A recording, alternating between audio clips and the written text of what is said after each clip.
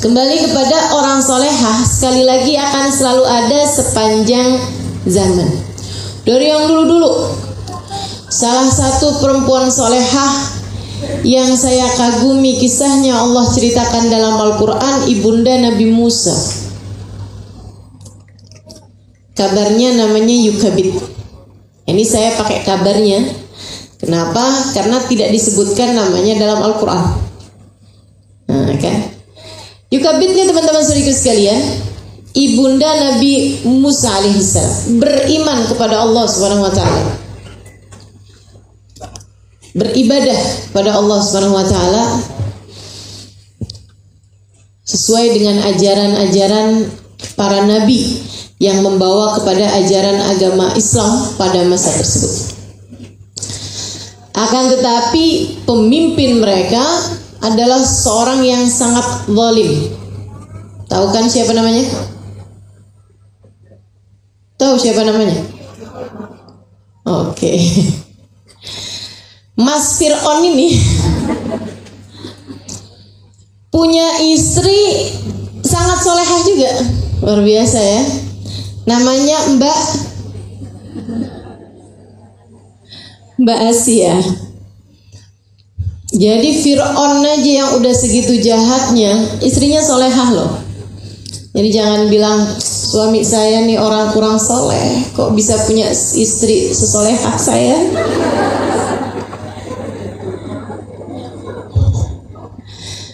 Itu Fir'aun aja segitunya istrinya solehah teman-teman. Yukabid tepat malam itu melahirkan.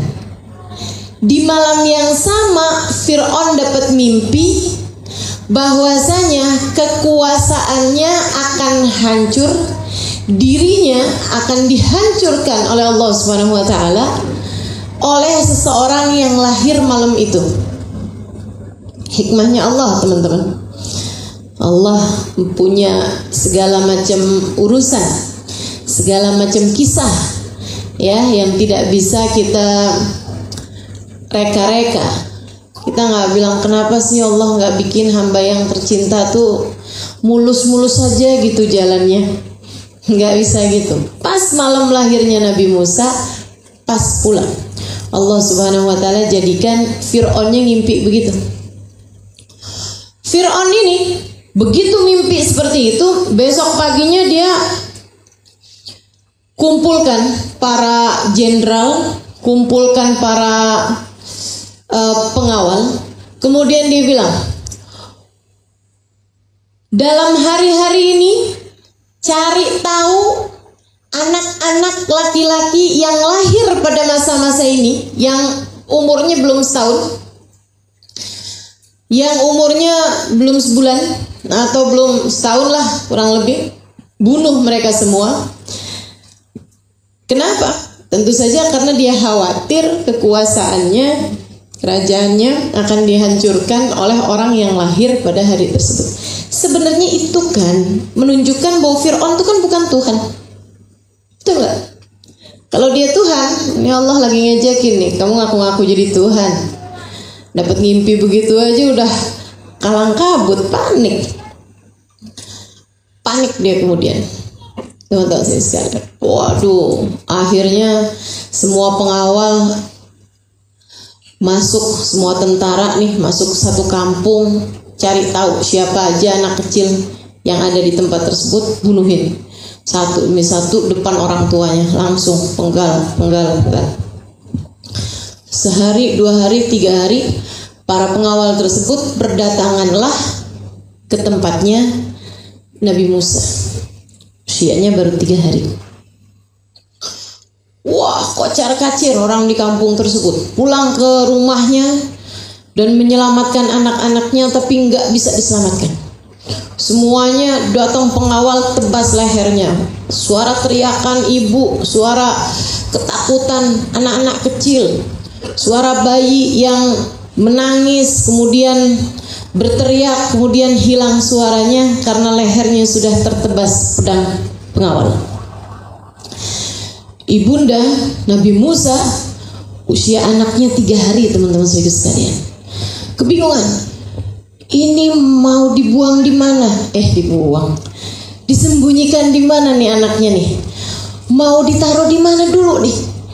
Tapi subhanallah, seperti yang tadi saya sampaikan, perempuan yang soleha, ia panik juga, ia khawatir juga, akan tetapi tahu, perempuan yang soleha selalu tahu kemana ia harus bersandar dalam segala keadaan. Perempuan yang solehah tahu kemana ia harus menyerahkan dirinya di saat keadaan-keadaan di luar kontrol terjadi. Tidak bisa semua hal berada dalam kendalimu. Ketika ada sesuatu hal terjadi di luar kendalimu, kemana kamu akan pergi pada saat itu? Perempuan solehah tahu kemana ia harus pergi. Sang ibunda segera berdiam diri, berzikir kepada Allah Subhanahu wa ta'ala, bertanya kepada Allah, ya Allah, apa yang harus hamba-Mu lakukan untuk menyelamatkan anak hamba ini ya Allah? Musa kecilku, di mana harus aku simpan ia hingga ia selamat dari kejahatan Fir'aun penguasa zalim ini? Allah kemudian ngasih perintah padanya, wahai Yukabid, taruh anak kamu Yukabid di dalam tungku, dalam panci, dalam tungku. Tungkunya kamu letakkan di atasnya kompor. Kompornya nyalain. Orang gak akan mikir anak disembunyiin di situ. Ya kita juga kalau disuruh perintah kayak begitu bakalan, ya anak saya kagak mati dibunuh, mati jadi mati jadi daging bakar ya, mati juga kan ujungnya. Akan tetapi subhanallah, Yukabid begitu dapat perintah dari Allah Subhanahu wa ta'ala, nih perempuan kalau solehah terhadap segala perintah Allah Subhanahu wa ta'ala, malahun illa ayyagulna sami'na wa ata'na. Tidak ada pilihan bagi mereka selain berkata sami'na wa ata'na.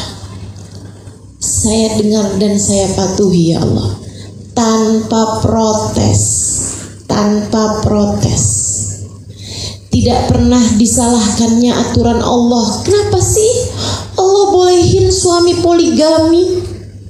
Emang Allah gak tahu apa betapa sakit hatinya seorang perempuan? Tenang Bu, saya gak akan nyuruh kamu dipoligami. Ini kajian gak ada mengait tentang poligami. Cuman maksud saya, jangan pernah jadikan syariat agama Allah Subhanahu wa ta'ala, jangan mau kamu dipropaganda oleh orang-orang yang tidak bertanggung jawab sehingga kamu menganggap bahwa syariat agama Allah itu masalah. Syariat agama Allah itu adalah solusi untuk kehidupan, meskipun terkadang kamu tidak tahu itu pada mulanya. Gak ada ceritanya membawa masalah, gak ada. Duh, pakai jilbab nih kegerahan nih. Ini agama kok beratin banget sih buat perempuan. Gak ada. Jilbabmu solusi kehidupanmu, bukan pembawa masalah. Yang bawa masalah tuh selalu dosa. Kamu pacaran, kamu punya suami tapi deketin suaminya orang, itu bawa masalah. Betul? Betul? Teman-teman saudariku sekalian yang saya muliakan, yang bawa masalah itu selalu dosa.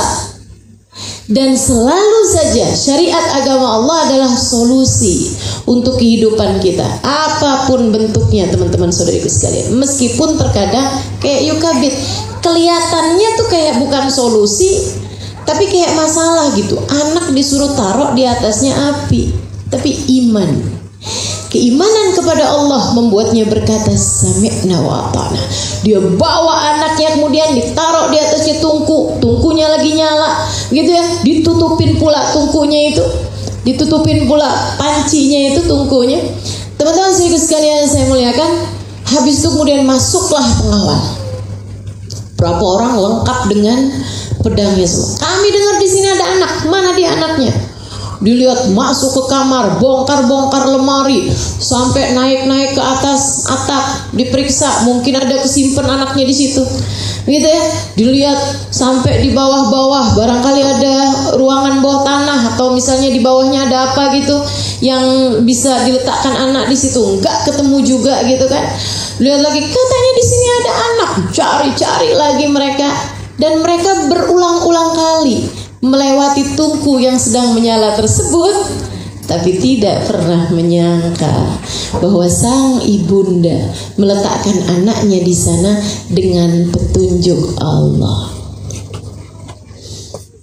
Mereka membuat tipu daya, tapi Allah punya tipu daya, dan tipu daya Allah Subhanahu wa taala selalu menang di atas tipu daya siapapun. Teman-teman saya sekalian, kemudian mereka pun keluar dalam keadaan kecewa. Ibundanya nggak langsung ambil anaknya, takutnya mereka balik lagi. Udah selang berapa lama mereka lihat pasukan semua udah pergi, barulah kemudian ibunda mengangkat anaknya. Masya Allah, tidak terluka sedikit pun, tidak tergores sedikit pun, tidak tersakiti sedikit pun. Begitu dibuka, anaknya dalam keadaan nyaman, tenang. Kalau kamu serahkan segala sesuatu kepada Allah, teman-teman saudariku sekalian, seperti itulah yang akan terjadi. Kenapa ada banyak kesalahan dalam hidupmu? Kenapa ada banyak penyesalan dalam hidupmu? Karena kamu tidak menjadikan Allah sebagai pemutus dalam kehidupanmu. Jadikan yang mutusin urusan tuh Allah aja, gak usah dirimu. Jangan percaya sama hawa nafsu. Jangan percaya sama dirimu. Saya pernah tulis, orang bilang percaya dirilah. Guru saya bilang, jangan percaya sama diri, percayalah sama Allah. Dirimu lemah, dirimu bodoh, akan tetapi Allah maha kuat dan Allah maha mengetahui segala sesuatu. Kalau kamu dilamar sama seorang laki-laki, jangan kemudian kamu lihat nih romannya mukanya baik apa enggak. Jangan kamu lihat, tunggu dulu dia bawa apaan. Bawa mobil, bawa motor. Jangan kamu lihat handphonenya mereknya apa atau pekerjaannya apa gitu. Jangan lihat begitu. Akan tetapi lihat apa Ustazah? Lihat agamanya. Enggak juga, kamu enggak bisa tahu. Kamu enggak bisa tahu juga. Terus mesti kayak gimana? Beristikharahlah. Tapi yang seperti ini nih jarang dikerjakan oleh perempuan-perempuan zaman sekarang. Karena bahkan udah jarang laki-laki datang ke rumah untuk melamar tanpa berkenalan terlebih dahulu, deket lebih dulu sama anaknya. Malah pertanyaannya bukan yang, "Mah, udah pernah belum sih mah saya ada yang lamar?" Pertanyaannya malah bukan kayak begitu, tapi orang tuanya yang nanya, "Nak, kamu belum punya pacar untuk kamu kenalin sama mama?" Kamu menjadikan hawa nafsumu sebagai pemutus, makanya salah semuanya hidupnya. Banyak salahnya maksud saya hidup kamu, karena sering kali pemutusnya adalah hawa nafsu. Makanya sering kita lihat orang sebelum kawin pengen kawin, habis kawin pengen cerai. Betul? Ada? Di sini ada? Siapa yang begitu? Sebab pemutus segala sesuatunya yang dipakai adalah hawa nafsu. Kalau udah hawa nafsu yang main, dikomporin sama setan, ditunggangin sama setan, hidupmu jadinya bersama dengan setan. Teman-teman saudariku sekalian yang saya muliakan, kamu jadi junud setan, jadi akwan setan, jadi teman-temannya setan, jadi bala tentaranya setan. Setan terus bisikin di telinga kamu, segala apapun pemutusnya adalah setan. Ya udah, kayak nggak tahu setan aja. Setan kan gitu itu modelnya. Disesatkannya kamu, disalahkannya jalan kamu, disengsarakannya hidupmu. hingga kamu dipastikan nanti kelak sebagaimana di dunia kamu telah bersama dengannya, di hari akhirat pun kamu kelak bersama dengannya. Na'udzubillah min dzalik. Teman-teman saudariku sekalian yang saya muliakan, nih, jangan biarkan pemutus segala sesuatu hawa nafsu. Kalau lagi ada masalah sama suami, jangan biarkan hawa nafsu yang memutuskan. Tapi suami kondisinya udah begini ustazah, sebegini parahnya, udah sampai dengan mabuk-mabukan, main perempuan, sholat nggak dikerjain, apa semuanya itu. Aduh ustazah, nggak tahan saya ustazah, saya mau cerai aja sama dia. Tunggu dulu. Dulu kamu kawin karena hawa nafsu, sekarang kamu pisah karena hawa nafsu. Tanya, sama siapa nanyanya ustazah? Sama orang pinter? Nggak ada orang pinter. Orang pinter itu orang yang ngerti hukum, bukan orang yang bisa tahu urusan-urusan di masa depan. Teman-teman saudara sekalian saya muliakan, nanyanya sama siapa kalau gitu? Nanya sama yang pegang semua kendali, yang mengetahui segala urusan, namanya Allah Subhanahu wa taala. Beristikharahlah, sholatlah istikharah. Teman-teman saudara sekalian yang saya muliakan, saya sangat merekomendasikan, saya sangat menganjurkan, saya sangat meminta kepadamu, ini syarat mutlakmu kalau kepengen jadi seorang perempuan muslimah, salehah, afifah, azizah, mukminah, taqiyah, yang bertakwa, yang soleh, yang baik, yang sesuai dengan aturannya Allah, yang diridhoi Allah Subhanahu wa taala. Jangan jauh-jauh dari sholat istikharah, meminta petunjuk kepada Allah Subhanahu wa taala. Dan sholat istikharah ini dibagi dua, teman-teman. Ada sholat istikharah yang kasus by kasus, ada sholat istikharah yang harian. Para sahabat menceritakan, allamana Rasul salatal istikharah kama allamana salatil mafruḍah. Nabi Muhammad ngajarin kita salat istikharah kayak Nabi Muhammad ngajarin kita salat fardu. Pentingin banget salat istikharah ini. Dua jenis istikharah. Mungkin yang paling sering kamu dengar nih yang pertama ini. Kalau ada kasus, salatlah istikharah. Kalau ada masalah yang kamu mau putuskan, salatlah istikharah. Jangan sampai dalam seumur hidupmu gak pernah sholat istikharah yang ini, makanya bikin keputusan akhirnya jadi salah-salah. Tanya sama Allah Subhanahu wa taala. Misalnya itu tadi ya, adik-adik nih ada yang ngelamar, minta cari tahu. Mau mutusin kerja, minta cari tahu sama Allah. Bagus nggak sih ya Rob saya kerja di situ? Bukan hanya lihat gajinya berapa, bukan hanya cari tahu dapat tunjangannya apa, bukan hanya cari tahu di situ cowoknya cakep-cakep apa enggak, bosnya baik apa enggak gitu saudara sekalian. Kamu nggak pernah tahu. Berapa banyak perkara yang kamu kira jelek ternyata baik bagimu, berapa banyak perkara yang kamu kira jelek ternyata baik bagimu. Kata Allah kan gitu, asa an takrahu syai'an wa huwa khairul lakum. Berapa banyak perkara yang kalian benci ternyata baik buat kamu. Berapa banyak perkara yang kamu sukai ternyata buruk bagimu. Mau pindah rumah, mau pindah kota, mau tinggal di mana, istikharah teman-teman, istikharah. Sholat 2 rakaat sebelum tidur. Kalau udah beneran ngantuk aja sholatnya. Artinya kalau kamu masih mau ngerjain yang lain-lain, masih mau nonton Ikatan Cinta, masih mau ngobrol, masih mau ada yang dikerjakan, makan dan lain sebagainya, udah gak usah sholat dulu gitu. Nanti kalau udah beneran ngantuk, gak ada lagi yang mau dikerjain, wudu, sholat 2 rakaat. Usolli sunnatal istikharah rakaatain lillahi ta'ala. Habis selesai sholat, angkat tanganmu, ya Allah, Engkau tahu, aku gak tahu. Engkau ngerti, aku gak ngerti. Ya Allah, jika Engkau tahu urusan ini baik bagiku, urusannya urusan apa? Ya terserah apa yang kamu mau tanya ini. Kalau saya nikah sama dia ini baik ya Allah, atau kalau saya bercerai sama dia ini baik ya Allah. Tunjukkan kepada saya ya Allah dalam mimpi saya. Bagi tahu kepada saya ya Allah, baik apa enggak baiknya. tunjukkan, fayasirhuli, dan mudahkanlah bagiku untuk menjalani itu. Jadi kasih kemudahan gitu.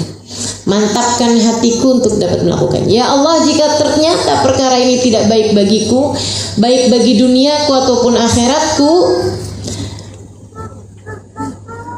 untuk masa sekarang ataupun yang akan datang, diriku ataupun seluruh keluargaku, ya Allah, jika memang tidak baik, maka beritahu aku ya Allah lewat mimpiku, dan jangan jadikan aku menjalaninya. Jangan beri kemudahan untuk menjalaninya, halangkan aku darinya, dan berikan kemantapan aku untuk meninggalkannya. Ninggalin pekerjaan tersebut, ninggalin dilamar orang tersebut gitu kan, ninggalin nikah, seperti itu. Kemudian usahakan untuk tidur dalam keadaan punya wudhu, dan sebelum tidur itu jangan mikir-mikir mudah-mudahan hasilnya bagus, nyari kerjaan sekarang susah, mudah-mudahan hasilnya bagus, tuh cowok cakep dah pokoknya. Jangan gitu. Biarkan yang memilihkan untukmu adalah Allah SWT. Ustazah dapat hasilnya, dapat. Ustazah pernah kerjain, sering. Jangan salah ya, sering. Sebab menurut saya tidak punya cukup keberanian untuk menjalani kehidupan saya sesuai dengan mau saya. Maka saya biarkan sang pemilik saya untuk menentukan untuk saya yang terbaik untuk saya jalani. Yang namanya hidup, teman-teman sekalian, kalau ada pemandunya kan enak. Kalau nggak ada pemandunya kan nyasar-nyasar, betul? Maka biarkan Allah memandu hidupmu seperti mana Allah telah memandu hidupnya Yukabid. Nah, istikharah yang kedua, ini teman-teman bisa lakukan setiap pagi. Yang tadi itu kerjain kalau bisa malam Jumat. Kalau belum dapat jawabannya, ulang lagi besok harinya, besok malam. Belum dapat jawabannya, ulangi lagi besok malam. Belum dapat jawabannya, ulangi lagi besok malam. Insya Allah sih nggak sampai seminggu kamu udah akan dapat jawabannya. Tapi dikerjakan berketerusan selama seminggu lah kurang lebih.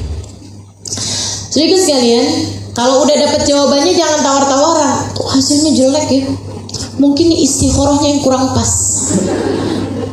Udah nggak ada begitu, nggak ada.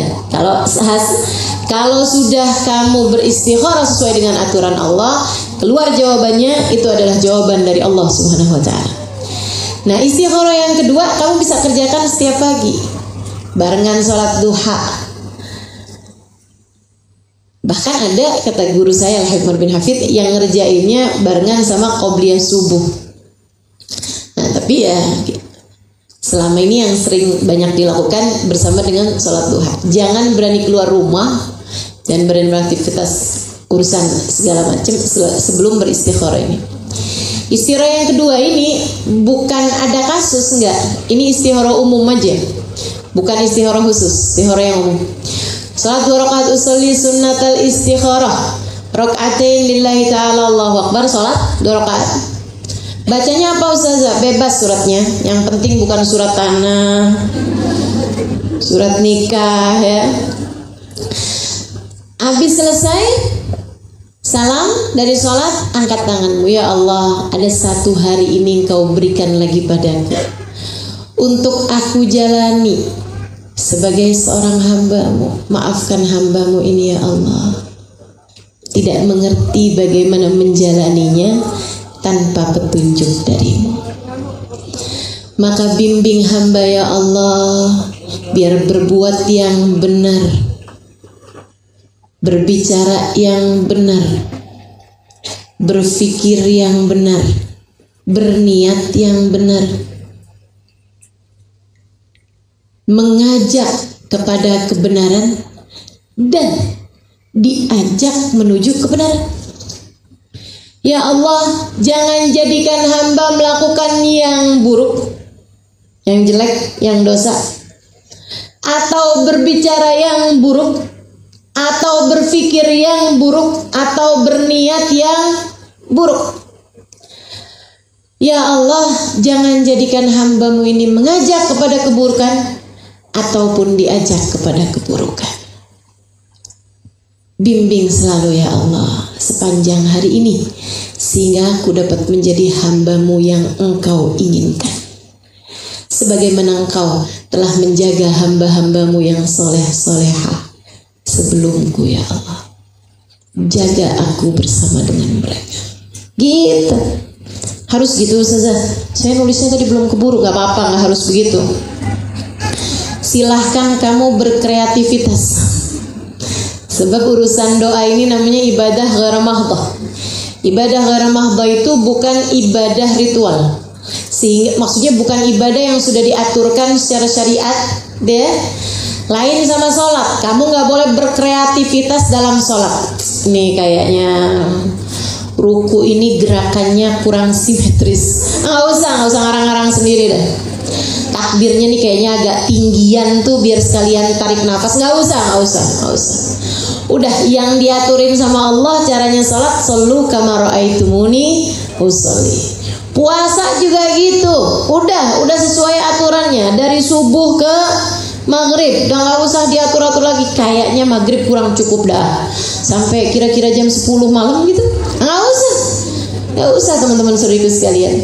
Itu udah aturan-aturan dalam ibadah udah diatur kayak begitu. Nggak usah main kreativitas. Tapi ada jenis ibadah yang Allah memerintahkan kita secara umum. Kata Allah, ud'uni astajib lakum. Berdoalah kamu, niscaya akan aku ijabah.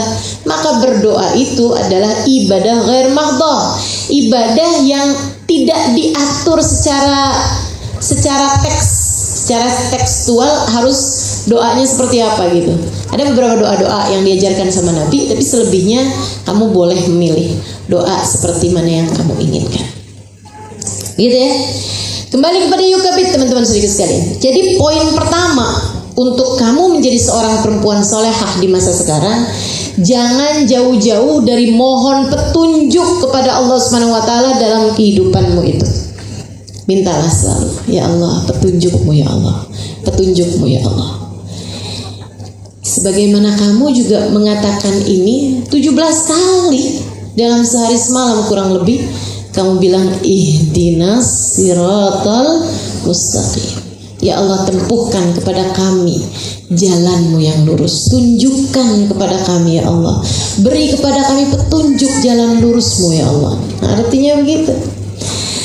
Saudariku sekalian yang saya muliakan, kembali kepada yukabit. Selamat nih, alhamdulillah nih. Musa kecil selamat ya Allah, wirang senang. Tapi kan mulutnya tetangga ini kan dari dulu ini ya, ternyata ya ember gitu. Mulutnya orang-orang di sekitar, enggak semua orang punya hati yang seperti yukabit, tentu saja. Enggak semua orang baik, gitu kan? Enggak semua orang berhati seperti Nabi Muhammad. Ada Abu Jahal, ada Abu Lahab, kan begitu kan? Mungkin ada di antara tetangga itu kan yang anaknya ditebas batang lehernya. Begitu ngeliat, kok Musa selamat nih, enak aja.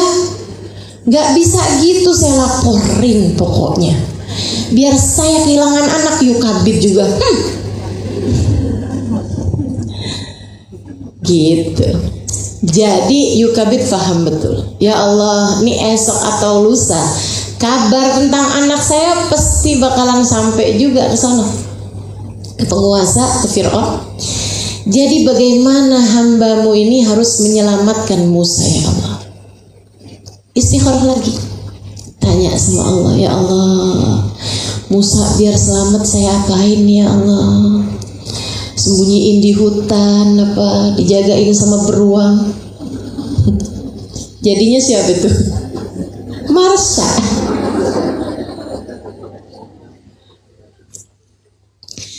Teman-teman sekalian, mintalah petunjuk kepada Allah. Yukabit ini Allah kasih petunjuk. Alqihi fil yam, kata Allah bilang sama Yukabit, bawa dia ke sungai. Sungai ya Allah. Terus diapain? Hanyutkan anakmu ke sungai. Ya Allah, yang duluan mau mati kebakar, yang sekarang mau mati tenggelam. Akan tapi yukabit, seperti mana yang tadi saya sampaikan, sami'na, saya dengar, saya laksanakan. Dimasukkanlah sang anak ke dalam kayak semacam kotak gitu ya, kemudian dialirkanlah ke sungai. Sungainya Nil, ya, sungai Nil. Dialirkan, sungai terdekat di situ. Kemudian nyuruh anak perempuannya, coba dong nak, mama nih khawatir nak, itu anak kira-kira ke daerah mana gitu, biar nanti kalau nanti di masa depan mama mau nyari dia tuh bisa gitu, ngeliatin peta gitu ya, kira-kira keberadaan anaknya di mana gitu. Jadilah diikutin sama si anak nih, larinya ini kemana? Subhanallah, larinya ke kerajaannya Fir'aun. Pulang sang anak, gimana nih ma? Kenapa? Musa malah masuknya ke ini ke kerajaannya Fir'aun. Aduh nak, gimana ya nak? Tapi kan itu perintahnya Allah nak. Bersama dengan perintahnya Allah kita tidak akan pernah celaka. Ingat? Bersama dengan menjalankan perintah Allah kita tidak akan pernah celaka. Jalankan perintah Allah dan kamu akan selamat, teman-teman sekalian. Tidak di dunia, tidak pula di hari akhirat. Selamat. Udah, jalanin aja perintah Allah, selamat. Kamu jaga hati, kamu jaga pikiran, kamu jalankan perintah Allah, selamat kamu dunia dan akhirat. Selagi Allah bersamamu, Allah lah sang pemberi keamanan dari segala ketakutan. Masuk tuh, beneran dah tuh. Asiyah lagi mandi ceritanya. Kan orang mandi dulu kan di sungai, walaupun permaisuri. Tapi jangan dikirain itunya sama tempatnya gitu ya. Wow, cakep banget dah tuh tempat pemandiannya Asiyah. Kan istri raja gitu, raja terbesar pada masa tersebut. Asiyah lagi mandi. Tahu-tahu kelihatan dari kejauhan. Ada apaan tuh? Diambil sama Asiyah. Pas dibuka, lucunya. Kata Allah, aku letakkan dalam hatinya rasa cinta. Aku letakkan dalam hatinya rasa sayang. Itu ternyata senjata terbesar kehidupan umat manusia. Senjata terbesar menjadi seorang ibu, cinta. Cintai anakmu. Senjata terbesar seorang istri kepada suaminya, cinta. Membuatnya bisa ngerjain apa aja pokoknya asal cinta. Teman-teman kan biasa nonton film India biasanya kalau begini ya. Film India, film Korea tuh kayaknya pokoknya demi untuk yang tercinta, wah udah deh apa aja, gunung kan ku seberangi, gunung kan ku daki, laut kan ku seberangi. Terus ditanya, kamu kok nggak jadi pergi ke sini, gerimis? Saudariku sekalian saya muliakan, cinta tuh menjadikan, subhanallah, dapat membuat seseorang dapat melakukan hal-hal di luar nalar. Begitu dia lihat laki perempuan ya, pas dibuka, laki-laki. Waduh, gimana nih sama Mas Fir'aun ini ya urusannya, kan semua bayi-bayi dibunuhin gitu. Akhirnya kemudian masuk sambil dibawa nih. Udah siapin jawabannya. Oke. Nih, kamu jadi soleha, kamu juga harus pintar. Berpikirlah dulu sebelum berbicara. Jangan sebaliknya. Udah ngomong panjang lebar, aduh nyesel gue tadi ngomong begitu ya. Duh nyesel dah saya tadi ngomong begitu. Duh gimana sih. Wah habis ini urusannya berat nih. Nih dia nih. Kalau si Asiyah ini teman-teman saudaraku sekalian, dia adalah seorang perempuan yang tidak hanya soleha seperti yang tadi saya sampaikan, tapi juga otaknya jalan gitu. Sebelum ngomong udah dipikirin dulu. Nih nanti kalau Fir'aun tahu, kan nggak mungkin nggak tahu juga, orang tinggal barengan kok, serumah sekamar, mau nggak tahu gimana ceritanya, mau disembunyiin di mana nih anak gitu. Dia kan mesti tahu juga. Kata Fir'aun, apa tuh Asia? Saya dapat hadiah. Tunggu dulu, itu apa? Oh, anaknya itu ya, anak bayi ya. Coba lihat, laki-laki apa perempuan? Langsung buka pedangnya. Kalau anak laki saya penggal dia. Tunggu dulu dong Mas Fir'aun. Nah, gitu caranya. Sekarang gini. Kamu sama saya sama-sama tahu bahwa kalau takdir itu sudah ditentukan, kamu mau, kamu nggak mau, kan pasti terjadi juga. Takdir bahwa kerajaannya akan direbut oleh seseorang anak yang lahir pada malam tersebut itu loh. Kan itu kan mau nggak mau kan akan terjadi juga, itu takdir. Iya benar, kata Fir'aun. Dia bilang, dan kalau itu adalah takdirmu, anak ini bagaimanapun pasti akan terselamatkan. Kalau ternyata dia itulah anak ini nih, dan memang benar ternyata kan. Kalau ternyata itu adalah anak ini, sekurangnya kamu nggak usah susah-susah nyarinya. Iya juga ya. Saya bilangin ya sama semua istri di sini, suamimu nggak Fir'aun amat. Fir'aun aja masih bisa dibujukin sama Asia. Fir'aun aja masih bisa dibujukin loh sama Asia. Kamu masa sih nggak bisa bujukin suamimu? Sekedar mau hadir ngaji aja nggak dapat izin. Sekedar mau hadir pengajian aja nggak dapat izin. Nah itu kan saya nggak nyalahin suaminya. Tuh seringkali itu saya nyalahin, mohon maaf, istrinya yang nggak pinter-pinter ngebujukin suaminya. Tapi coba setiap habis pulang ngaji senyumnya lebih lebar, ngurusin suaminya lebih jelas, adabnya lebih terjaga, kata-katanya lebih santun. Ini kok kayaknya istri saya sekarang agak ada peningkatan ya ini ya, naik level. Tanya gitu kan, kamu habis dari mana sih? Habis ikut itu, hadir majelis siapa? Ustazah Halimah Idrus. Wah bagus. Kalau kapan-kapan dia dengar, besok ada majelis loh, saya boleh hadir ya? Siapa yang ngisi? Ustazah Halimah. Hadir. Gitu. Teman-teman saudariku sekalian yang saya muliakan, jadi tuh menurut saya hati siapapun tuh sebenarnya masih bisa dibujukin, apalagi hati suamimu. Bujukin, bukan omelin. Ustazah, suami saya tuh ustazah, ya Allah, nggak mau sholat sampai sekarang. Saya udah bangunin ustazah, saya udah tegur, udah amar ma'ruf nahi mungkar,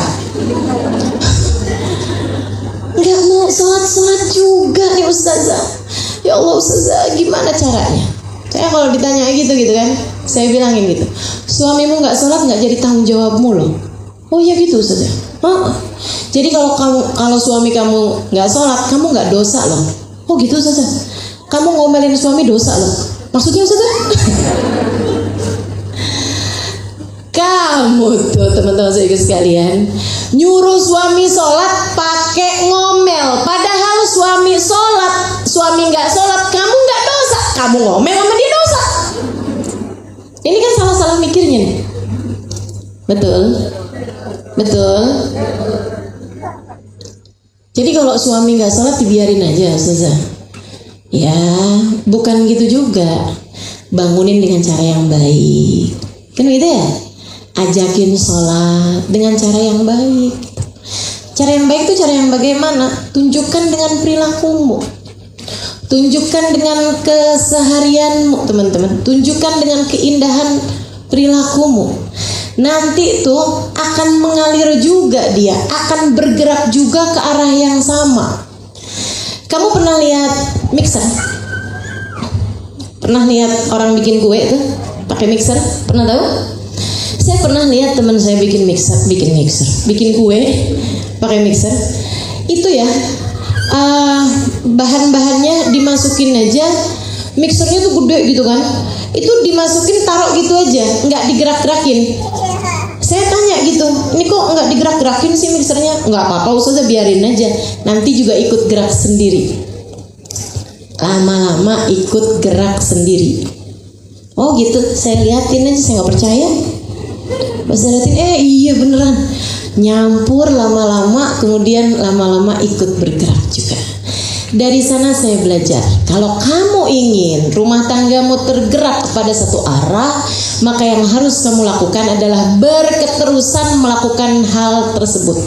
Nanti semuanya akan bergerak menuju ke arah yang sama. Ya udah, kamu pengen suami kamu rajin, kamu udah sholat rajinnya berapa lama? Setahun setengah. Ya udah, nggak apa-apa, terusin baru setahun setengah, gitu ya. Terusin aja. Nanti lama-lama suami kamu akan ikut bergerak bersama dengan gerakan, sambil terus minta sama Allah Subhanahu Wa Taala. Gitu.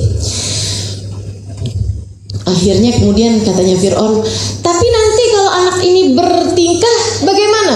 Ya itu bebas dah Fir'aun.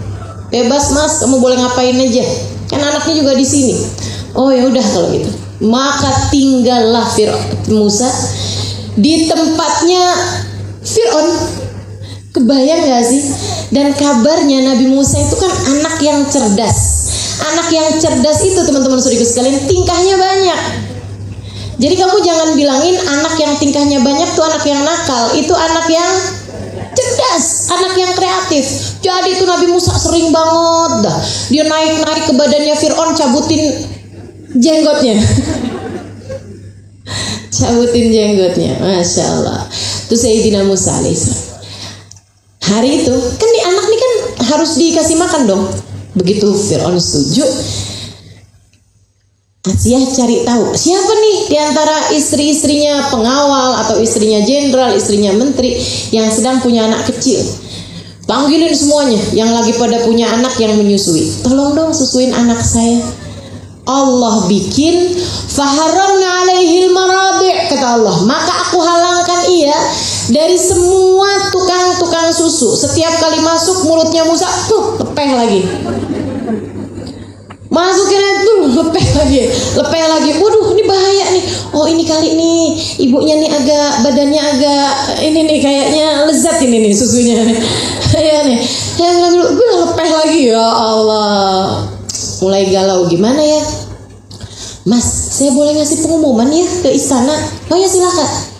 Maka diumumkanlah, Ibunda Ratu Agung mencari para ibu-ibu tukang susu. Tukang susunya bukan tukang jualan susu, tapi yang punya susu, yang sedang menyusui. Silakan ke sini. Nanti kalau ada yang pas, ada yang sesuai, ditinggalkan di istana, disiapkan segala sesuatunya untuk dia tinggal di tempat tersebut selama masa penyusuan. Jadi itu lengkap semua tuh, dikasih makan, dikasih pakaian, dikasih semuanya. Pokoknya kerja jadi tukang susu. Subhanallah gak sih? Teman-teman saudara sekalian, sementara sang ibu nih dari mulai dikasih tahu, mah itu mah larinya ke istana mah. Mamanya dia, ya Allah sedih bener. Ya Allah jaga Musa, ya Allah jaga Musa, ya Allah, aku mencintainya dengan linangan air mata. Allah kemudian mengatakan, faradadna kaitaqarra ainuha wala tahzan. Kata Allah, maka kami pun mengembalikan Musa sampai sama Allah dibikin tuh skenarionya sebegitunya. Kami halangkan semua para ibu-ibu yang dapat menyusui untuk menyusui Musa, semuanya ditolak. Kemudian kami kembalikan ia kepadamu, wahai ibu, agar kamu tidak lagi bersedih dan hatimu menjadi tenang. Kaitaqarra ainuha, agar hatinya menjadi tenang, wala tahzan, dan tidak lagi bersedih hati. Wahai para muslimah, wahai para mukminah, wahai saudari-saudariku sekalian yang ada di tempat ini ataupun yang mendengarkan kajian saya, Jika kamu adalah seorang hamba yang taat kepada perintah Allah Subhanahu wa taala, meminta petunjuk dari Allah Subhanahu wa taala dan selalu berkata sami'na wa ata'na, sami'na wa ata'na, aku dengar dan aku patuhi, aku dengar aku patuhi, tidak mengikuti hawa nafsu dalam berbagai macam urusan-urusanmu, Allah akan menganggap air matamu mahal, sehingga ketika kamu sedih, Allah akan berkata jangan sedih lagi. Apapun yang kamu lakukan, apapun yang kamu inginkan, aku akan berikan kepadamu dengan caraku yang paling indah. Sedih kenapa kamu dalam hidupmu, teman-teman? Merasa ditinggalkan oleh seseorang. Sedih apa? Merasa dibenci oleh seseorang. Sedih kenapa? Merasa tidak cukup materi dalam hidupmu. Sedih apa? Allah akan angkat kesedihanmu jika selama ini kamu tidak pernah meninggalkan Allah. Jika dalam hidupmu kamu tidak peduli kepada Allah, kemudian begitu datang hajat, kamu pengen, kamu nangis, kata Allah giliran diperintah susah bener, giliran dia mau, ya ampun, mintanya kayak begitu, biarin aja dah. Gitu teman-teman. Tapi Allah begitu ngelihat air mata Yukabid menetes, faradadna, kata Allah, saya balikin tuh anak. Jadilah ibundanya, mama ada pengumuman nih mah, yuk mah kita pergi ke istana mah. Oh, mamahnya buru-buru, pakai bajunya rapi, dia pun ngantri di sana. Hadiahnya banyak buat yang berhasil, susunya diterima sama nih anak. Begitu ini kan ngantri nih perempuan-perempuan semuanya nih, tolak semua, dilepeh semua sama Nabi Musa. Begitu Yukabid menggendongnya, ya Allah, ia pun tak mampu menahan air matanya. Akan tetapi bukan air mata kesedihan sekarang. Yang sekarang keluar dari kedua matanya, yang sekarang menetes dari kedua matanya adalah air mata kesyukuran kepada Allah Subhanahu wa taala. Ya Allah, terima kasih. Ya Allah, terima kasih. Ya Allah, terima kasih.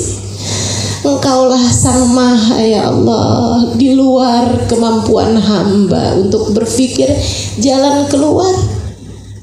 Ya Allah, ya Allah, terima kasih ya Allah. Nah, Yukabid cuman minta dibalikin Musa, akan tetapi Allah kasih semuanya, termasuk tempat tinggalnya, termasuk makanan bergizi setiap hari disiapkan dari dapur istana. Dikasih lebih daripada yang dia minta, lebih daripada yang diharap, dan kamu menjadi salah satunya. Jika kamu juga menjalankan kehidupan seperti Yukabid menjalankan kehidupannya. Tuh cerita tentang Yukabid, teman-teman sekalian, membuatmu belajar dari sini untuk menggantungkan hidup hanya kepada Allah. Niat apa enggak nih? Insya Allah.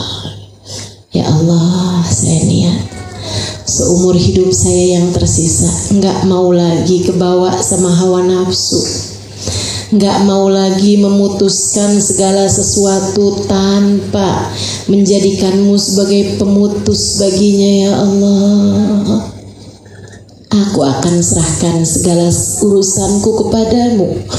Wa ufawwidu amri ilallah, aku serahkan segala urusanku kepada Allah.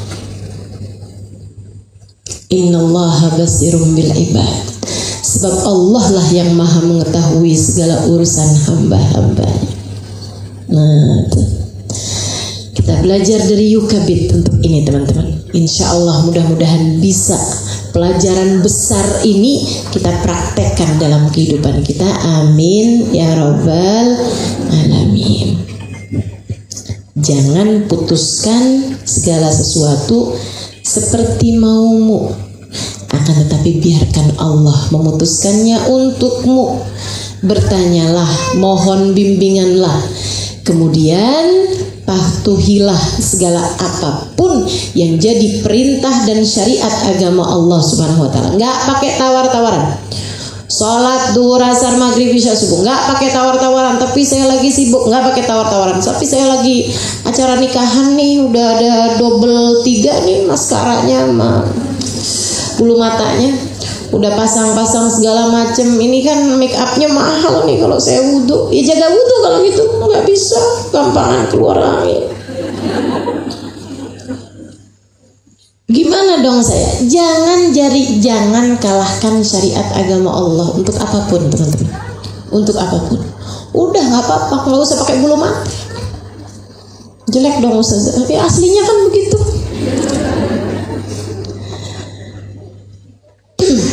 Saudariku sekalian yang saya muliakan, patuhi perintah Allah SWT.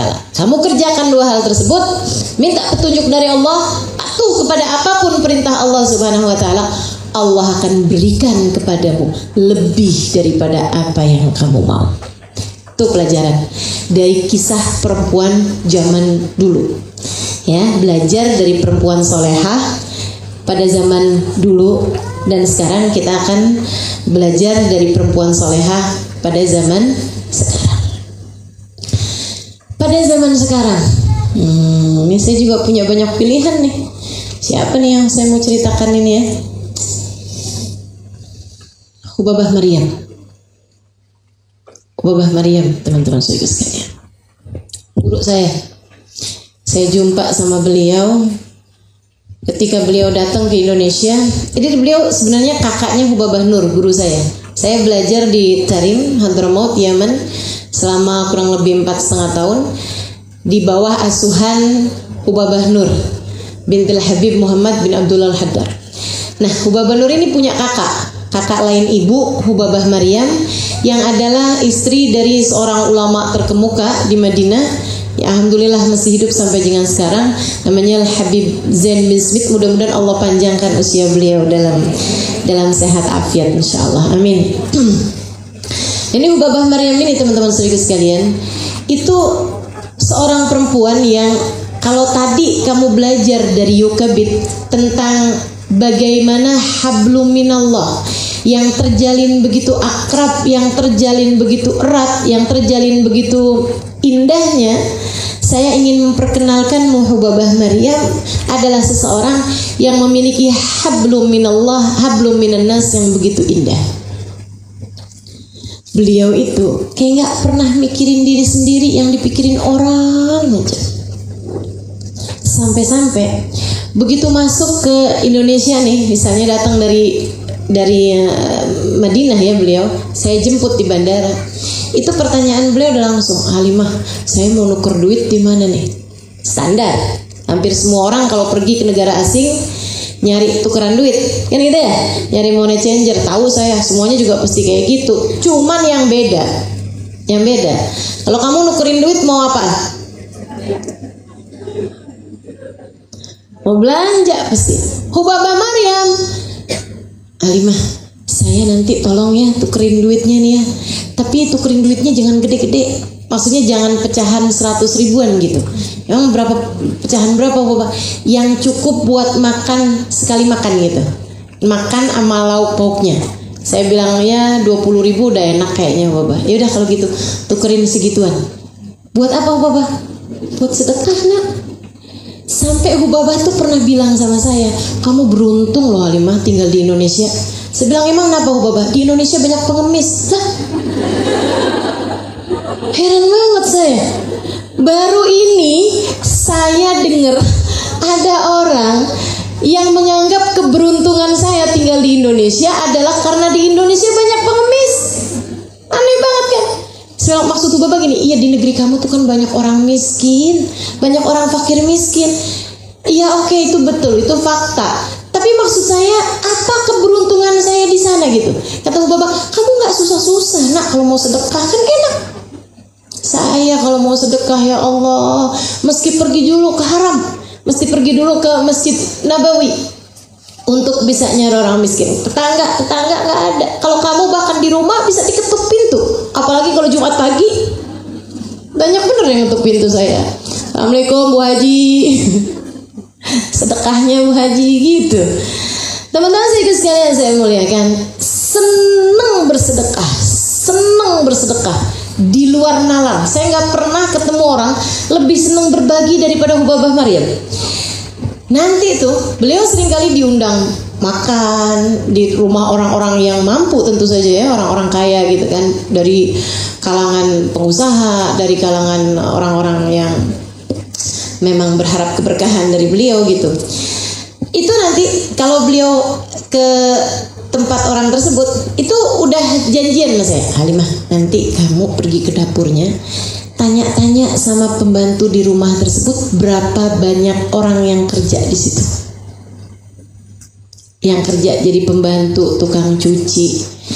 Dari situ tuh saya juga tahu bahwa ternyata orang Indonesia ini kalau kaya gila-gila, kayaknya kayak gila.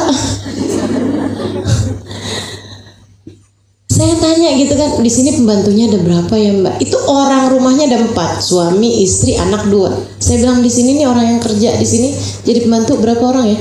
Mereka itu 12. Hah, 12? Ya Allah, itu satu orang diurusin berapa orang gitu ya? Mungkin itu sampai nggak sempet nyisir karena disisirin. Nggak gitu juga kan? Masya Allah. Nanti tuh Babah saya kasih tahu, Babah di sini yang kerja 12. Kata Babah, ya diem.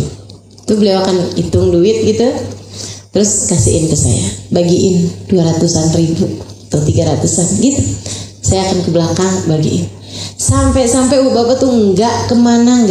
Semua orang pasti akan menyambut kedatangannya. Bahkan ke anak-anak kecil, tiap ketemu anak kecil nggak hanya hari Lebaran. Asal ketemu anak kecil umur 4 tahun, 5 tahun, 6 tahun tuh kumpulin semuanya, sini bagiin gitu. Beliau kemudian bawain permen atau coklat, itu beliau sengaja bawa dari Madinah, teman-teman saudara sekalian, cuman buat bagi-bagiin anak kecil. Katanya Hubabah Maryam, Halimah, Nabi Muhammad tuh senengnya membahagiakan anak-anak kecil.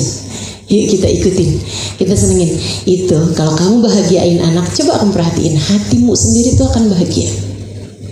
Dan memang subhanallah, beliau akan bagiin anak-anak kecil uang 20 ribuan, ngasih permen, ngasih coklat gitu, sehingga dicintai sama semua orang. Gak pernah ketemu orang gak cinta sama Mbak Maryam. Mau yang udah kenal ataupun yang belum kenal, semuanya akan dibuat terkesima, terpesona, tercengang dengan akhlak mulianya beliau, teman-teman sedikit sekalian. Beliau akan tertawa, beliau akan hibur hati orang, beliau akan sampai kalau kita bertamu di rumah beliau, itu beliau suapin satu-satu tamunya. Bukan hanya kepada yang kenal, siapapun aja bertamu di rumah beliau pasti bakal disuapin sama beliau. Sayang aja beliau udah meninggal. Kalau nggak sih mau ajakin ya teman-teman ke Madinah. Disuapin, Masya Allah. Itu hatinya terbuat dari apa sih nggak tahu. Kayaknya jatah rahmatnya Allah waktu diturunin ke hatinya luar biasa banyaknya gitu. Sampai dengan rasa hati penuh kasih sayang itu, beliau menebarkan kasih sayang Allah di atas muka buminya tanpa terkecuali. Semua mendapatkan jatah kasih sayang dari Hubabah Maryam tanpa terkecuali. Satu hari beliau ngajakin saya belanja. Ya Halimah, saya nih mau ada anak saya yang saya kawinin. Mau ngawinin anak. Jadi Hubabah mau beli apa? Saya bilang, saya mau beli kain. Buat nanti dibikin baju-baju gitu, gaun-gaun gitu. Untuk acara hari-hari sudah pernikahan kan perlu banyak gaun gitu ya. Orang di negeri sana. Akhirnya saya bilang, ayo deh, berangkatlah. Saya sama beliau, sama ada kawan saya lagi satu yang nunjukin tempat-tempat di Jakarta lah gitu ya. Di tengah jalan, Hubabah kemudian buka tasnya terus, aduh gimana nih, Halimah kamu bawa uang? Enggak juga Hubabah, saya baru pulang dari Tarim waktu itu, enggak punya banyak uang juga gitu ya. Jadi saya bilang, emang kenapa Hubabah? Kata Hubabah, saya ketinggalan dompet, saya nggak bawa duit. Lah gimana sih ceritanya nih? Orang mau belanja malah kagak bawa duit. Nggak lama kemudian, terus teman saya bilang gitu. Dia bilang, saya ada Hubabah, nanti bisa pakai uang saya dulu, nanti Hubabah bisa transfer ke saya. Oh iya, Nanti Hubabah bisa kasih uangnya sama saya. Oh udah alhamdulillah kalau gitu, udah nggak usah balik, kata Hubabah gitu. Jalan. Nggak lama teman-teman sekalian, ada pengemis di jalanan tuh, di lampu merah.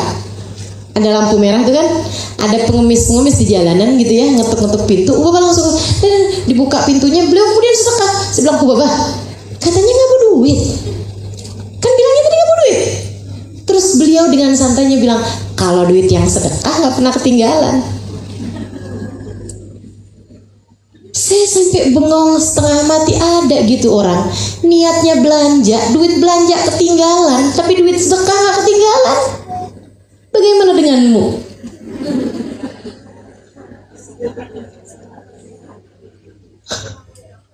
Luar biasa teman-teman. Nggak pernah saya lihat di atas muka bumi ini orang lebih senang berbagi, lebih senang ngasih daripada Hubabah Maryam. Nggak pernah ketemu. Seumur hidup saya sampai dengan sekarang. Mudah-mudahan satu hari nanti saya ketemu yang lebih daripada Hubabah Maryam. Nanti saya ceritain sama teman-teman, insya Allah. Insya Allah. Kesenangannya berbagi luar biasa. Sampai pernah di satu daerah gitu ya, Hubabah lihat ada anak-anak muda zaman itu waktu itu ya, itu mulain pakai baju yang robek-robek gitu loh, bawa gitar, nongkrong di jalanan gitu. Oh sudah, Halimah sedekahin, kesian bajunya robek-robek. Saya bilangin sama Hubabah, itu Hubabah bajunya robek bukan karena miskin. Terus kenapa tuh? Ya emang modelnya gitu. Astagfirullah. Beliau nggak ngerti kok bisa gitu. Ada orang kaya bisa pakai baju yang nggak robek, malah pilih baju yang robek. Nah itu ya, otak tuh emang suka rada-rada nyeleneh mikirnya. Ini Hubabah Maryam teman-teman sekalian, kesenangannya berbagi luar biasa, senang ngasih, senang memberi, dan senang menyenangkan hati orang, tidak suka melukai hati siapapun, bahkan anak kecil sekalipun. Beliau itu ke Indonesia nih, kan jarang-jarang, kadang 2 tahun sekali waktu masa hidupnya beliau ya. Jarang-jarang gitu beliau ke Indonesia, 2 tahun sekali, 3 tahun sekali, dan ketemu kan banyak orang. Tapi tiap ketemu sama orang itu beliau hafal namanya. Sampai saya tuh heran gitu. Satu hari saya bilang, Hubabah, kok bisa sih Hubabah hafal nama-namanya orang tuh begitu banyak gitu. Banyak banget nama orang di Indonesia yang Hubabah hafal gitu. Ya kalau kayak gini, majelis gini, beliau nggak hafal. Maksudnya orang-orang yang deket gitu, orang-orang yang kalau kita ketemunya 3 tahun sekali kan belum tentu, betul nggak?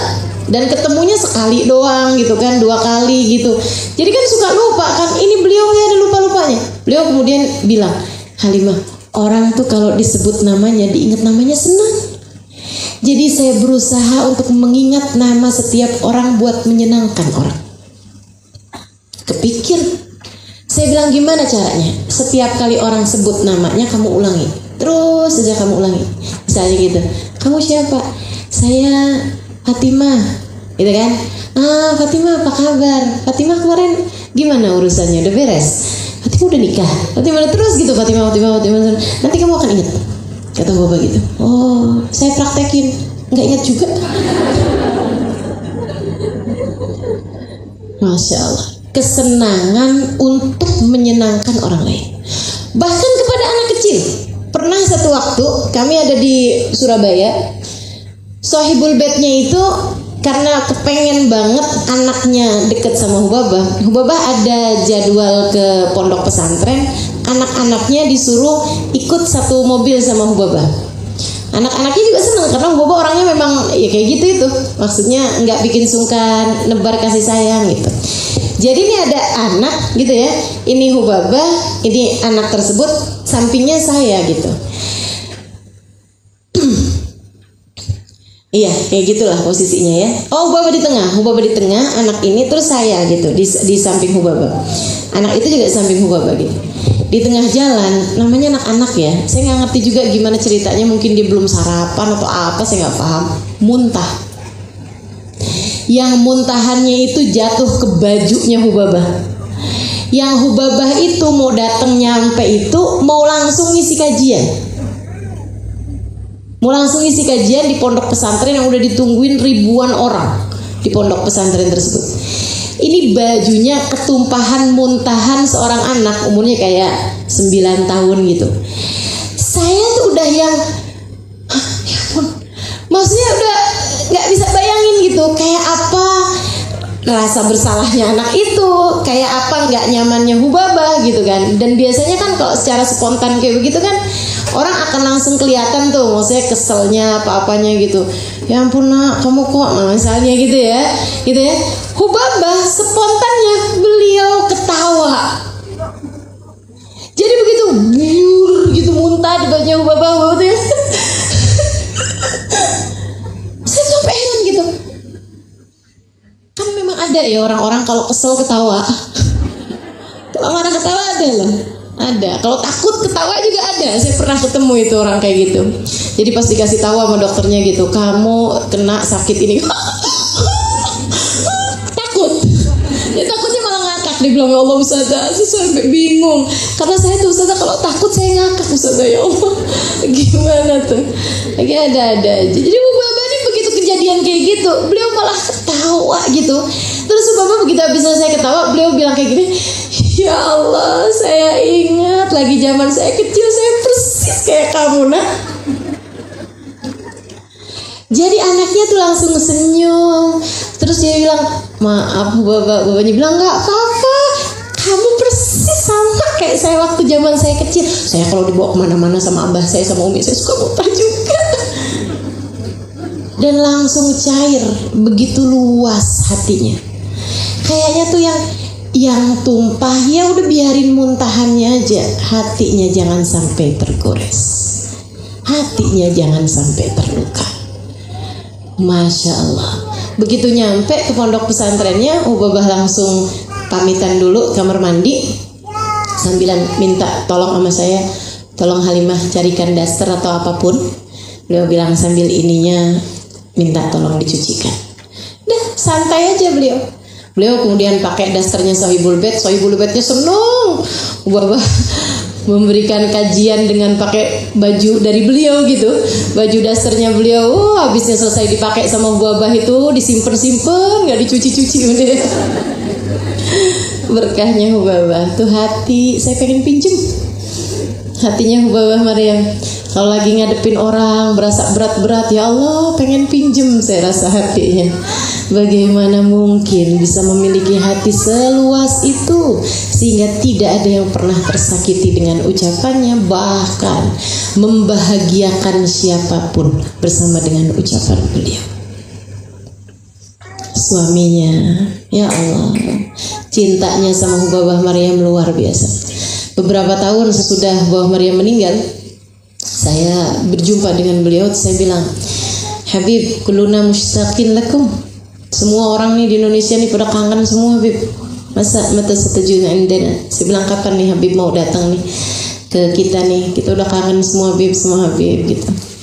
Udah tua ya, dia 70-an, 75-an mungkin, sekarang udah 80-an saya rasa. Saya bilang, kapan Habib mau datang nih? Kita semuanya rindu gitu. Habib Zain kemudian bilang, sejak meninggalnya Hubabah Maryam istri saya, dia bilang, saya nggak bersemangat lagi untuk pergi kemanapun. Semua tempat hanya akan mengingatkan saya kepadanya. Jadinya saya sedih kalau pergi kemana-mana. Saya jadi mikir, suami saya kalau saya meninggal kira-kira gitu nggak ya? Ya Allah, tercinta di hati suami. Ya gimana enggak gitu? Orang modelnya kayak begitu loh, menyenangkan hati siapapun. Yang nggak kenal aja bisa disuapin. Anak kecil yang muntah aja bisa disenyumin dengan sebegitu indahnya perlakuan beliau gitu. Gimana dengan suaminya? Gimana dengan anak-anaknya? Sampai beliau itu ada satu ini ya. Jadi anaknya, ada anak perempuan yang terakhir, masih ada lagi anak laki-laki yang terakhir. Jadi anak perempuan yang terakhir itu kakak-kakaknya semua udah menikah di usia 20-an tahun, tapi si adik nih, si yang paling kecil ini, dia berusia udah sekitar 23-24an tahun gitu dan belum menikah. Beberapa kali ada yang melamar tapi nggak jadi, beberapa kali ada yang melamar gitu tapi nggak jadi gitu. Jadinya Hubabah Maryam itu kayak kepikiran gitu sama anaknya, ya Allah kesiannya anak saya nih. Sehingga ketika beliau berjumpa dengan orang-orang solehah, orang-orang tua di Indonesia bahkan, itu beliau pasti akan mintain doa buat anaknya. Doain dong anak saya biar cepet dapet jodohnya gitu. Selalu beliau tuh mengatakan seperti itu gitu. Hal yang wajar, ibu-ibu kan semua kayak begitu kan. Dan memang sunnah untuk kita meminta doa kepada orang lain. Katanya Nabi Muhammad, iltamisu min ikhwanikumud doa. Mintalah doa kepada orang lain, kepada saudara-saudara muslimmu. Kamu nggak pernah tahu dari lisan siapa doa diijabah. Jadi Bapak nggak pernah gengsi untuk meminta doa kepada orang lain gitu. Walaupun orang, Bapak masa saya doain? Enggak, doain beneran. Saya minta kamu doain buat saya, buat keluarga saya, doain buat anak saya biar dia cepat dapat jodohnya. Ada hal yang menarik bahwa pernah waktu saya dengar Hubabah tuh minta doa sama seorang perempuan kayak begitu. Nggak lama habis Hubabah jalan pergi, misalnya mau ke ruangan yang lain untuk makan atau untuk kamar mandi atau apa gitu. Si anak ini kemudian, anak yang dimaksud sama Hubabah tadi loh, yang dimintain doa untuk mudah-mudahan cepat dapat jodoh itu, dia kemudian deketin perempuan ini yang dimintain doa sama Hubabah tadi tuh. Dia bilang gini, Umi, Hubabah, tolong ya doain saya biar jangan nikah dulu. Anaknya, kan ini kan kebalik-balik nih kan. Anak zaman sekarang anaknya yang pengen nikah. Dia bilang tolong doain saya biar saya jangan nikah dulu. Saya heran gitu. Kenapa gitu saya bilang? Namanya Sakinah. Sakinah, kenapa kamu doanya malah kayak gitu? Dia bilang sama saya, Halimah, Umi saya tuh kan udah tua. Umi ini udah tua. Dia bilang, abah saya kamu udah tahu juga udah tua. Semuanya itu nggak bisa saling bantu satu sama lain. Maksudnya Hubabah Maryam agak susah untuk minta bantu suaminya. Misalnya gitu lagi bangun tidur terus agak berat gitu kan. Agak susah untuk minta bantuan suaminya gitu. Karena suami juga sama-sama tua gitu kan. Dia bilang jadinya minta tolongnya sama saya yang siapin obat, saya siapin vitamin, saya siapin apa segala macam gitu. Halimah, kalau saya nikah pada usia sekarang, di saat kakak-kakak saya semuanya udah nikah, saya akan meninggalkan orang tua saya. Saya akan khidmah kepada suami saya. Saya nggak mau kehilangan kesempatan untuk berkhidmah kepada kedua orang tua saya. Makanya saya minta benar-benar sama semua orang yang ngedoain saya biar cepat dapat jodohnya karena permintaan ibu saya pasti akan minta kepada dia untuk doakan saya agar jangan dulu dapat jodoh saya. Sebab saya masih ingin berkhidmah kepada kedua orang tua saya. Bagi saya, berkhidmah kepada kedua orang tua saya adalah surga saya di atas muka bumi. Ibunya solehah, ayahnya solehah, ya anak juga gini solehah. Yang sering terjadi sama kita nih kan nggak gitu. Ibunya mendidik anak seperti yang dia mau, diomelin, diiniin, suruh kerja, suruh kamu nggak bakti sama saya sebelum kamu bisa beliin saya ini, sebelum kamu berangkatin mama pergi haji. Waduh, berat bener. Si anaknya juga gitu, mama nih nuntut mulu sama anak. Berikan kebebasan kepada anak, mama kalau nggak saya laporin Polda nih mah. Kekerasan dalam rumah tangga. Ya, belajar untuk bisa menebarkan kasih sayang. Hubabah Maryam kepada anaknya kasih sayang sampai beliau meninggal. Waktu beliau meninggal, saya ada di Saudi Arabia. Subhanallah, saya mau minta sama Allah, ya Allah, Engkau maha mendengar, Engkau maha mengetahui. Saya cintanya sama perempuan ini luar biasa. Saya anggap ibu bagi saya, ibu saya. Saya dengar suara beliau begitu parau, telepon saya untuk minta saya bersedekah. Halimah, rekening kamu nomornya masih sama. Iya, Bapak masih sama. Kenapa emang? Saya mau sedekah ya nak, saya mau transfer, tolong bagi-bagiin sedekah saya sama orang-orang miskin yang kiranya dipakai sama mereka buat makan. Saya kepengen masih bisa memberikan makan kepada hamba-hambanya Allah. Saya bilang marhaba Hubabah. Terus saya tanya, Hubabah kayaknya suaranya lagi sakit. Iya, saya lagi sakit. Doain ya, mudah-mudahan bisa sabar. Suara terakhir beliau. Habis saya minta beliau berdoa, doain saya. Bahkan beliau lagi sakit gitu masih doain saya. Nah, habis selesai saya tutup teleponnya. Saya doa minta sama Allah, ya Allah, saya cinta pada beliau. Saya minta untuk dihadirkan kalau ada sesuatu terjadi sama beliau. Kalau beliau sampai gak ada umur, saya minta dihadirkan. Subhanallah, Allah ijabah. Mungkin karena kemuliaan Hubabah Maryam juga ini teman-teman sekalian. Jadi saya lagi umroh, pas saya lagi ada di sana, saya jenguk beliau di Madinah. Pas saya pergi ke Mekah, dengar kabar beliau meninggal dunia. Waktu saya jenguk beliau di rumah sakit, habis dari rumah sakit saya ke rumah beliau dan saya ketemu sama anak perempuannya yang tadi, yang Sakinah ini. Saya begitu ketemu sama dia gitu, dia pelukin saya pelukin dia, nangis berdua kita. Terus dia bilang begini nih, anaknya nih yang belum nikah nih, dia bilang, khalas Halimah Hubabah beturuh. Udah nih Halimah, Hubabah akan segera berangkat. Hubabah mau jalan nih, dia bilang. Saya bilang sama Sakinah ini, jangan gitu Sakinah, kita harus doain biar Hubabah panjang umur. Kita nggak boleh putus asa, saya bilang. Kita harus doain biar Hubabah panjang umur.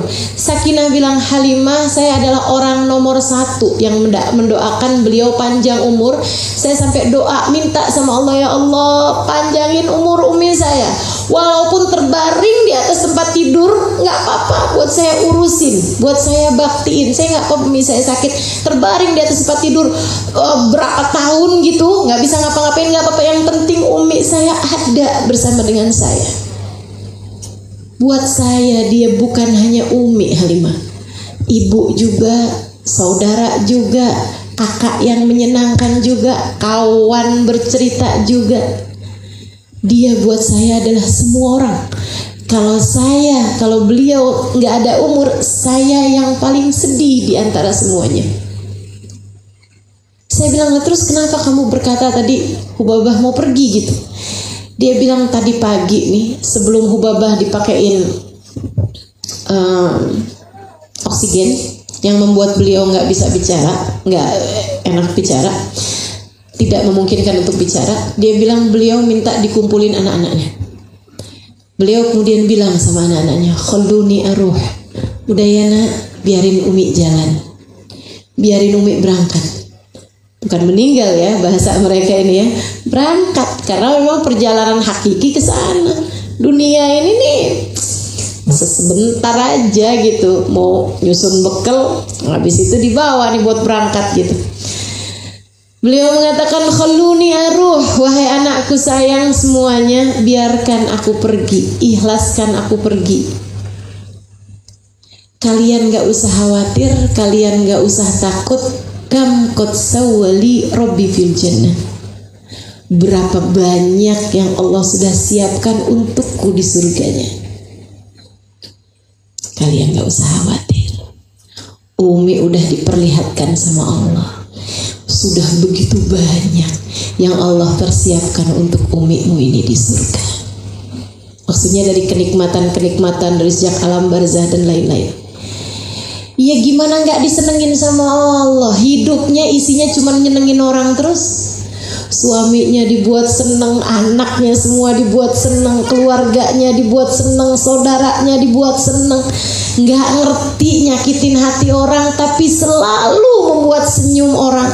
Teman-teman saudaraku sekalian yang saya muliakan, ya Allah, ingin rasanya hati ini kecipratan dari kebaikan-kebaikan hati yang Allah karuniakan kepada Hubabah Maryam. Kemampuan untuk bisa menebar kasih kepada siapapun, kemampuan untuk memberikan kasih sayang kepada siapapun, kemampuan untuk mencintai setiap hamba-hamba Allah Subhanahu wa ta'ala. Masya Allah, Masya Allah, luar biasa teman-teman sekalian.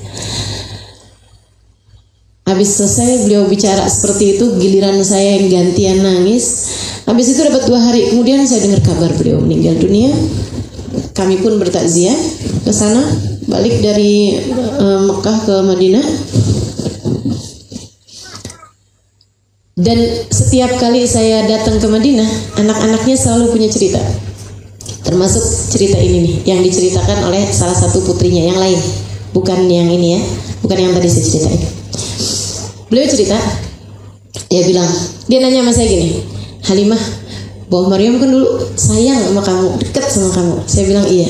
Kamu pernah mimpi Bapa Maryam nggak? Nggak pernah. Saya bilang nggak pernah saya mimpi Bapa Maryam, sampai saya sedih gitu. Karena saya nggak pernah mimpi beliau gitu. Padahal cukup dekat gitu kan. Katanya putrinya, sama, kita anak-anaknya nggak pernah mimpi. Akan tetapi Halimah, subhanallah, Bapa Maryam nggak pernah ninggalin kita semuanya. Benar-benar ya yang Allah Subhanahu wa taala bilang, wala tahsabannal ladina qutilu fi sabilillahi amwata bal ahya'un 'inda rabbihim yurzaqun farihina bima atahumullah min fadlih wa yastabshiruna billadina apa tuh?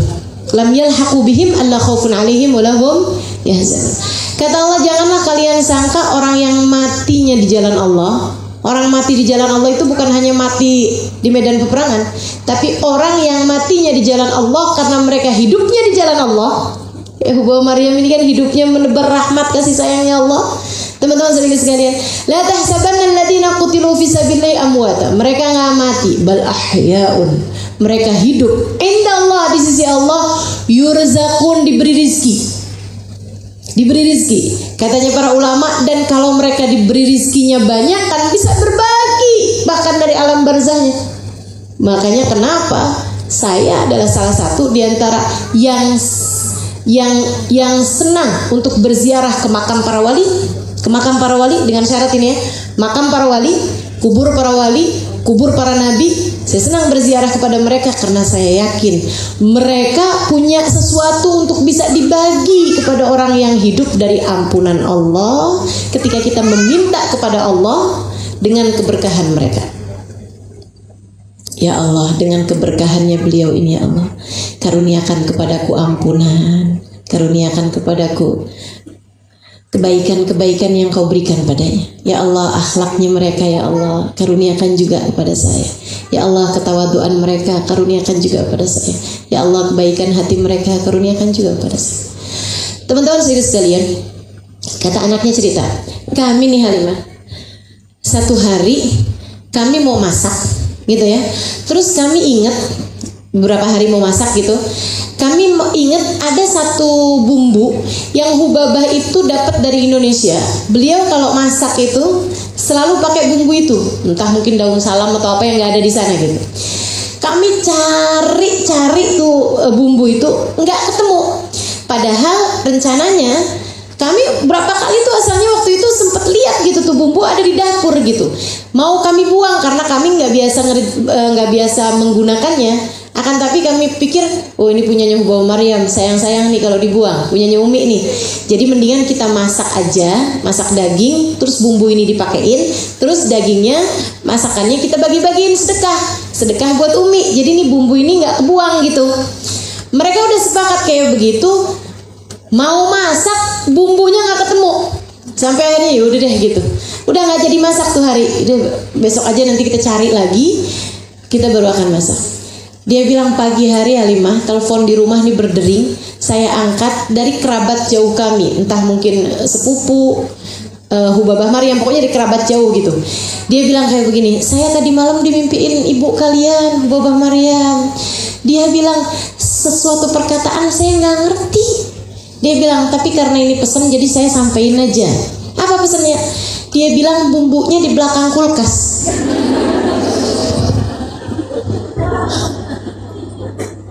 Bumbunya di belakang kulkas, dikasih tahu dari alam barzah, teman-teman. Luar biasa bener. Dia bilang kali yang lain, dia bilang kami itu kalau bulan Ramadan setiap di awal Ramadan kami akan bikin syurbah banyak-banyak, bubur kambing kami akan bikin banyak-banyak, kemudian kami simpen gitu ya, kayak sepanci kecil disimpan gitu, diikat gitu, masukin ke freezer. Nanti setiap kali ada tamu kita masak bubur syurbah itu untuk kita hidangkan tamu. Tapi itu di masa hidupnya Hubabah Maryam. Kami kemudian merasa bahwa sesudah kewafatan Hubabah Maryam, kami keberatan untuk itu. Jadinya kami bilang udah deh nggak usah masak kayak gitu kan berat, mana nggak ada pembantu kita sekarang gitu kan. Udah aja deh kita kalau ada tamu ya udah suguhin aja sambusa, suguhin makanan-makanan kecil, kurma apa gitu sama kopi gitu kan. Udah kayak gitu aja. Semua sepakat untuk kayak begitu. Dia bilang, kami pun tidur. Pagi-pagi hari ada bibi saya, dia bilang, dia datang ke rumah kami, kemudian dia bilang, saya tadi malam dimimpiin ibu kalian. Ibu kalian bilang jangan kurangin yang buat tamu beliau setiap bulan Ramadan. Tetap ingin berbagi, tetap ingin menghormati tamu walaupun dari alam barzakh, teman-teman. Kebayang betapa sangat agungnya mereka ini, para kekasih Allah Subhanahu wa taala. Dan kamu, cerita ini sangat akurat karena saya melihatnya dengan kedua mata saya mendengarnya dengan kedua telinga saya. Bukan cerita dari negeri antah berantah atau kejadian ratus ribu tahun yang lalu, bukan, teman-teman saudaraku sekalian. Walaupun cerita yang pertama juga akurat, bahkan paling akurat karena yang bercerita adalah Allah Subhanahu wa taala di dalam Al-Qur'an. Tapi ini teman-teman saudaraku sekalian, saya saksi dari kehidupan seorang perempuan solehah yang sepanjang hidupnya senantiasa menebarkan rahmat terhadap siapapun. Dan saya juga yakin di hari akhirat nanti berapa ribu saksi sedekah beliau. Di hari akhirat nanti berapa rombongan yang akan menjadi saksi kebaikan-kebaikan beliau. Untuk kemudian membuat kita bertanya kepada masing-masing diri kita, kiranya jika di hari akhirat Allah hadirkan saksi kebaikanmu, berapa banyak dari mereka? Ataukah justru Allah mungkin akan menghadirkan saksi-saksi perbuatan dosamu, saksi-saksi tajamnya lisanmu, saksi-saksi ucapan-ucapanmu yang menyakitkan hati. Atau jangan-jangan saksinya tidak lain tidak bukan adalah orang terdekatmu, di mana suamimu akan berkata, ya Allah, aku adalah suami yang paling sengsara waktu di dunia, karena dia hanya mau untuk meminta tanpa pernah memberi kepadaku. Karena dia hanya ingin diberi, akan tetapi tidak pernah memberikan perhatian dan cinta kasihnya kepadaku. Ataukah saksi-saksinya justru adalah anak-anakmu sendiri yang menyaksikan betapa sangat cerewetnya ibu mereka, betapa sangat kejinya lisan ibu mereka. Atau justru saksinya adalah orang tuamu sendiri yang menyaksikan di hadapan Allah betapa sangat durhakanya hidupmu.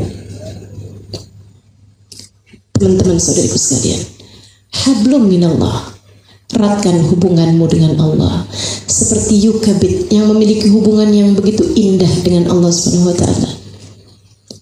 Eratkan hubunganmu, benahi, betulkan, luruskan hubunganmu dengan sesama hamba-hamba Allah Subhanahu wa taala. Hablum minan nas, jalin dengan jalinan yang indah, sebab semua manusia di atas muka bumi ini adalah syuhada Allah ala ibadih, adalah saksi-saksi Allah kepada hamba-hambanya. Berbuat baiklah kepada siapapun. Kamu tidak pernah tahu, mungkin kebaikan yang kamu lakukan pada hari itu adalah kebaikan terakhir bagimu atau baginya. Membuat kamu apabila berbuat keburukan pada saat tersebut tidak lagi memiliki kesempatan untuk meminta maaf kepadanya. Kita tidak pernah tahu umur kita, teman-teman saudaraku sekalian. Maka perbanyaklah saksi-saksi baikmu di atas muka bumi ini. Sungguh hidup ini begitu singkat. Esok atau lusa sudah akan kamu tinggalkan. Apa bekalanmu menuju sana? Kalau tidak, dengan kamu memperbaiki hubungan antaramu dengan Allah dan memperbaiki hubungan antaramu dengan sesama hamba-hamba Allah Subhanahu wa ta'ala. Berkatalah kepada Allah, sami'na wa ata'na, dan ucapkanlah kepada semua orang, I love you. Aku mencintaimu karena Allah. Aku menyayangimu karena Allah. Sebab kamu akan menjadi saksiku di hadapan Allah Subhanahu wa ta'ala. Cari mukalah dengan menebar kebaikan kepada siapapun. Dengan cara itu, maka kamu akan mendapatkan banyak muka di hari akhirat yang akan menjadi saksi-saksi kebaikanmu di hadapan Allah Subhanahu wa ta'ala. Rabbana zalamna anfusana wa illam taghfir lana wa tarhamna lanakunanna minal khasirin. Rabbana atina fid dunya hasanah fil akhirati hasanah wa qina adzabannar. Da'wahum fiha subhanakallahumma wa tahiyyatuhum fiha salam. Akhir da'wana anil hamdulillahi rabbil alamin.